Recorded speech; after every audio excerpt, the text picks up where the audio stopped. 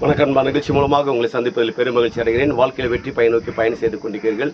இந்த பயன்கள் நல்ல முறையில் வெற்றி பெற என் அன்பின் வாழ்த்துக்கள். நீங்கள் நல்லா இருப்பீங்க. இப்போ இருக்கிறத விட 1000 மடங்கு அதிகமாகும்படி நம்ம சேனைகள் கர்த்தர் தாமே உங்களை ஆசீர்வதித்து உயர்த்துவாராக. நல்லா கவனிச்சு பாருங்கள். எத்தனை துறைகளை நீங்கள் மூவ் பண்ணி கொண்டிருக்கிறீங்க, செய்து கொண்டிருக்கிறீங்க.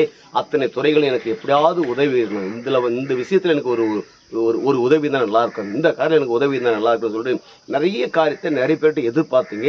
ஆனால் கிடைக்கல, எல்லாமே லாஸ் ஆகிடுச்சு. எல்லா உதவியும் அது மனசுக்கு உண்டான காரியமாக இருக்கட்டும், சதத்துக்கு உண்டான காரியமாக இருக்கட்டும், எல்லா உதவிகளுமே லாஸ் ஆகிடுச்சு. ஒன்றும் பண்ண முடியல.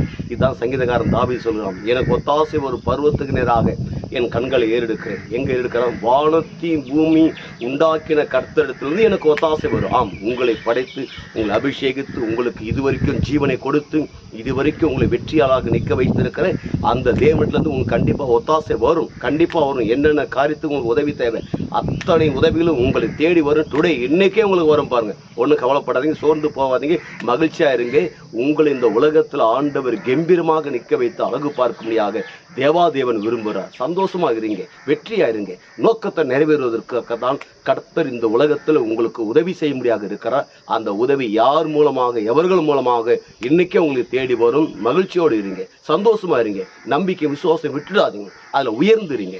அப்படி அந்த விசுவாச நம்பிக்கையில் உயர்ந்திருக்கும் போது என்ன நடக்குது என்றால், ஒட்டுமொத்த உலக நாடுகளுக்கு நம்ம ஆண்டவர் இயேசு கிறிஸ்து உங்களை கடன் கொடுக்கும்படியாக வைக்கிறார். நீங்கள் வற்றாத நீரூற்று போல இருப்பாய் என்று சொல்லி உங்களிருந்து விடைபெறுகிறேன். உங்க நண்பன் ரவி, பெரியபாளையம்.